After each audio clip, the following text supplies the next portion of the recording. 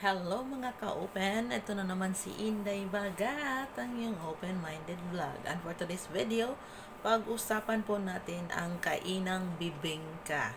Kung paano nga ba talaga kumain ng bibingka na malupit, na mapaliyad, kasasarap! At nandito tayo sa ating background sa aming kwarto. Wala tayo sa banyo. Sa kwarto tayo ngayon dahil ako ay nag-iisa lamang. Ay, punta na kayo dito. Kaya mag-isa lang ako. So, paano mo ba ano ba yun? Mapatubig ng husto ang bibingka sa pamamagitan ng pagdila. Hindi po porkit dumila ka na ay masasabi mong nakuha mo na ang sensasyon na gusto ng isang babae. So, meron pong mga lalaki na pag dumila ay parang yun na. Yun na ang akala nila na ano na sila, na nasatisfy na ang lahat, na nabusog na si Inday nung kinain mo yung bibingka, pero hindi naman pala. Lalong-lalo na hindi mo nakuha yung tamang spot, no? So, paano mo ba malalaman or paano mo makukuha yung tamang spot, mga dodong? So, kung ikaw po yung taong bukas ang isipan at gusto ang mga topic na ganito, manood ka na po at tapusin ng buo ang video dahil hindi mo talaga makukuha ang teknik ni Inday Bagat kung hindi mo panoorin ng buo ang video na to, no? So, number one po, mga dodong, no?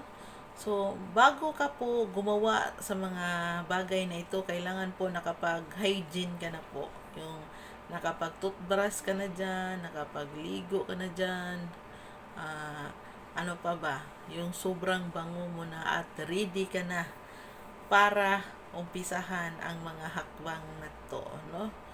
At ready mo na rin yung self mo kung ano yung makikita mo doon sa bibingka na yon o maaamoy mo sa bibingka na yon. So, number two, no? Sa paggawa ng mga ganitong bagay, mga dodong, hindi po porkit diwalwal mo na yung dila mo dyan, ano mo na yan, matitirik ang mata ng isang babae. Hindi po yan, dodong. So, mayroon pong mga tamang strokes, Tessa. Mayroon pong mga tamang hakbang na dapat mong malaman, dodong. At ito ang number one po, dodong. Kasi yung una kong video ay hindi po siya na-monetize. Hindi ko alam kung bakit. So, number one po, dodong, ay yung simpleng paghagod, no? Ito kasing bibingka ay mabilis po masira ang bibingka pag hindi po masyadong ginampanan ang trabaho mo, dodong. So, kailangan mo siyang dahan-dahan lamang ang bawat mga steps na gagawin mo. Yung mag-upisa ka sa taas, papunta sa baba, no? Yung humagod ka ng hindi swabe, no? So, mayroong mga oras, mayroong mga time na kung saan doon mo itudo ang paghagod, doon mo itudo ang pagkain ng bibingka, no? At ito yung oras, no? Sa oras na to, kailangan mong para bang ano mo yun, yung parang no, makinig ka sa reaction ng isang babae ng kanyang katawan. Kung napaliyad mo na siya ng husto, meaning niyan ay handa na siya at ready na siya na i-ano yung mga alam mo na yung ano na yon, no? So, naka-sleeveless tayo ngayon kasi palagi mo tayo naka-uniform sa ating video. So, sleeveless muna tayo ng konti. Pero wag na lang nating babaan ng konti kay mahirap na. Basta kon siya. Size, kayo na lang ang mag-ano kung anong size. Igano na lang natin. Ang makatama ng hula, makatama ng tamang hula ng size. So, shout out pa pala, no? Bago natin pa pagtuloy, i-shout out muna natin sino ba yun? 24? John Day 24? Marami yun, nagko-comment sa akin, nalimutan ko na lang siya, nalimutan kong lista. Kasi pag naggumawa ako ng video, diretso-diretso na yan, kaya mawala na naman yan sa utak ko. So, yun na nga. Ay, mabuti ang aking kilikili. Hindi ganun kaputi, pero maputi siya. Ang taba na talaga din, bagat. So, ang dami mong patalastas, day bagat. So, yun na nga.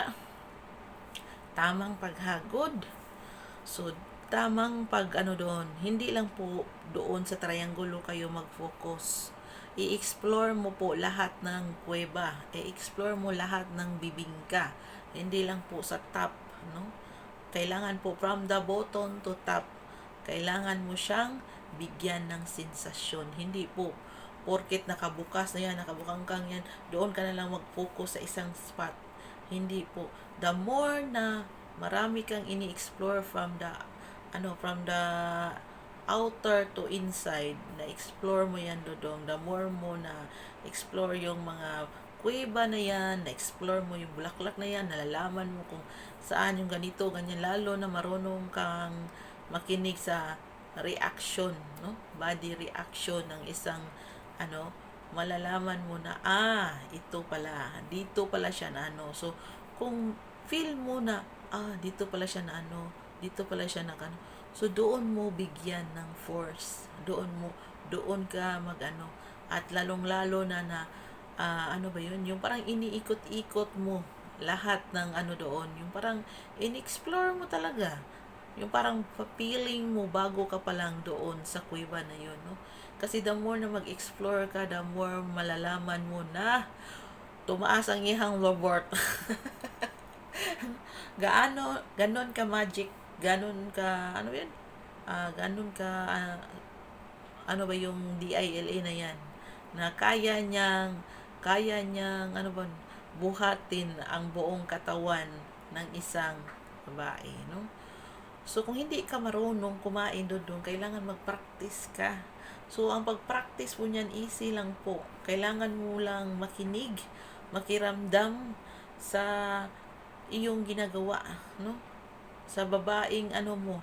Hindi po yung sarili mo na lang ang anuhin mo. Kailangan marunong ka rin magkinig. So, kailan pa kaya ako makatikim niyan? Nakakamiss po, no? Nakakamiss po talaga yung mga ganyan. So, hi, sino bang nandito sa Kuan? Lugar na to. Puntahan nyo naman ako kung gusto nyo ng mataba. Kung hindi kayo nandidiri sa mga matataba, andito lang po ako. Andito lang po ako sa Dubai. Nanawagan na naman tayo. Nanawagan pa ako yung yung tinatawag ba na yung tanggap ang isang taong mataba at saka kanang pangit. Andito lang po ako sa Dubai. O sige, yun lang muna mga dudong. Ay, parang naubusan naman tayo ng topic mga dudong.